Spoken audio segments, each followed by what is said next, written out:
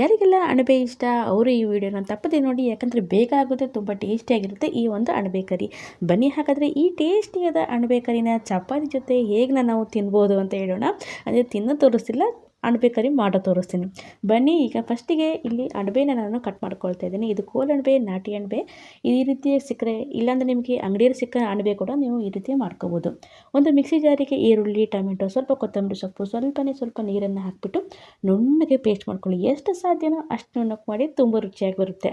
ನೋಡಿ, ಈ ರೀತಿ ಪೇಸ್ಟ್ ರೆಡಿಯಾಗಿದೆ. ಈಗ ಒಂದು ಪಾತ್ರೆಗೆ ಇಲ್ಲಿ ಎಣ್ಣೆ ಹಾಕ್ತಾಯಿದ್ದೀನಿ. ಇಲ್ಲಿ ಗ್ಯಾಸ್ ಆನ್ ಮಾಡೋಕ್ಕಿಂತ ಮುಂಚೆ ನಾನು ಸ್ವಲ್ಪ ಈರುಳ್ಳಿ, ಹಸಿಮೆಣಸಿನ್ಕಾಯಿ ಮತ್ತು ಶುಂಠಿ ಬೆಳ್ಳುಳ್ಳಿ ಪೇಸ್ಟ್ನ ಹಾಕಿಬಿಟ್ಟು ಸ್ವಲ್ಪ ಮಿಕ್ಸ್ ಮಾಡ್ಕೊಳ್ತೀನಿ. ಯಾಕಂದರೆ ಗ್ಯಾಸ್ ಆನ್ ಮಾಡಿದ್ಮೇಲೆ ಶುಂಠಿ ಬೆಳ್ಳುಳ್ಳಿ ಪೇಸ್ಟ್ ಹಾಕಿಬಿಟ್ಟು ಸಟಪಟ ಅಂತ ಹಾರಿಬಿಡುತ್ತೆ.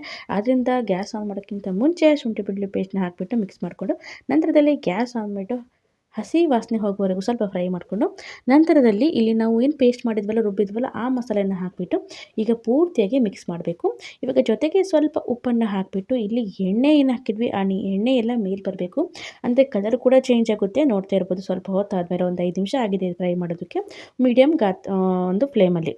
ನೋಡಿ, ಈ ರೀತಿ ಎಣ್ಣೆ ಮೇಲೆ ಬಂದಮೇಲೆ ಇದಕ್ಕೆ ನಾವೀಗ ಅರಿಶಿನ ಪುಡಿ ಮತ್ತು ಖಾರದ ಪುಡಿ, ನೋಡಿ ಸ್ವಲ್ಪ ಅರಿಶಿನ, ಸ್ವಲ್ಪ ಖಾರದ ಪುಡಿ, ಸ್ವಲ್ಪ ಧನಿಯಾ ಪುಡಿ ಹಾಗೂ ಸ್ವಲ್ಪ ಗರಂ ಮಸಾಲ ಇಷ್ಟನ್ನು ಹಾಕಿಬಿಟ್ಟು ಮತ್ತೆ ಮಿಕ್ಸ್ ಮಾಡ್ಕೊಳ್ಳೋಣ.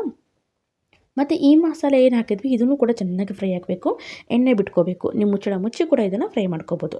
ಇವಾಗ ನಾವು ಕಟ್ ಮಾಡಿರುವಂಥ ಅಣಬೆ ಏನಿತ್ತಲ್ಲ, ಅದು ಅಣಬೆನ ನಾವಿಲ್ಲಿ ಹಾಕೊಳ್ಳುವಂಥ ಸಮಯ. ನೋಡಿ, ಮಸಾಲೆಯಲ್ಲಿ ಎಣ್ಣೆ ಕೂಡ ಮೇಲೆ ಬಂದಿದೆ. ಈಗ ಅಣಬೆನ ಹಾಕಿಬಿಟ್ಟು ಮಿಕ್ಸ್ ಮಾಡ್ಕೊಳ್ಳೋಣ. ಇಲ್ಲಿ ನೀರು ಹಾಕೋ ಅವಶ್ಯಕತೆ ಇಲ್ಲ, ಯಾಕಂದರೆ ಅಣಬೆ ಕೂಡ ನೀರು ಬಿಟ್ಕೊಳ್ಳುತ್ತೆ. ನೆನಪಿರಲಿ, ನೀರು ಹಾಕಬೇಡಿ. ನೀರು ಹಾಕಿದ್ರೆ ಸ್ವಲ್ಪ ಟೇಸ್ಟ್ ಡಿಫ್ರೆನ್ಸ್ ಬರುತ್ತೆ. ಈಗ ಮಿಕ್ಸ್ ಆದಮೇಲೆ ಮತ್ತೆ ಮುಚ್ಚಳ ಮುಚ್ಚಿ ಒಂದು 5ರಿಂದ 10 ನಿಮಿಷ ಇದನ್ನು ನಾವು ಬೇಯಿಸಿದ್ರೆ ಸಾಕು. ನೋಡಿ, ಈ ರೀತಿ ಎಣ್ಣೆ ಮೇಲೆ ಬಿಟ್ಕೊಂಡ್ಬರುತ್ತೆ ಮತ್ತು ಗ್ರೇವಿ ಕೂಡ ಘಮ ಅಂತ ರೆಡಿಯಾಗುತ್ತೆ. ಒಮ್ಮೆ ಟ್ರೈ ಮಾಡಿ, ನಿಜವಾಗ್ಲೂ ತುಂಬ ಚೆನ್ನಾಗಿರುತ್ತೆ. ಅನ್ನ, ಚಪಾತಿ, ಮುದ್ದೆ, ದೋಸೆ, ಇಡ್ಲಿ ಎಲ್ಲದಕ್ಕೂ ಚೆನ್ನಾಗುತ್ತೆ. ಮೇಲಿಂದ ಸ್ವಲ್ಪ ಜಾಸ್ತಿ ಕೊತ್ತಂಬರಿ ಸೊಪ್ಪು ಹಾಕಿದ್ದೀನಿ. ಇವಾಗ ಮಿಕ್ಸ್ ಮಾಡ್ಕೊಳ್ಳಿ. ರುಚಿಯಾದ ಅಣಬೆ ಒಂದು ಕರಿ ರೆಡಿ ಆಯಿತು. ನೀವು ಕೂಡ ಸಿಂಪಲ್ಲಾಗಿ ಸೂಪರಾಗಿ ಮಾಡ್ಕೋಬೋದು. ತುಂಬ ಅಣಬೆ ಮಸಾಲೆಗಳನ್ನು ಹಾಕಿದ್ದೀನಿ ಹಾಗೂ ಕರಿಗಳನ್ನು ಹಾಕಿದ್ದೀನಿ, ಅಣಬೆ ರೆಸಿಪಿಗಳನ್ನು ಹಾಕಿದ್ದೀನಿ. ನೋಡ್ಕೊಳ್ಳಿ, ಎಂಜಾಯ್ ಮಾಡ್ಕೊಳ್ಳಿ. ವಿಡಿಯೋ ನೋಡೋದಕ್ಕೆ ಧನ್ಯವಾದಗಳು. Thank you. ಬಾಯ್.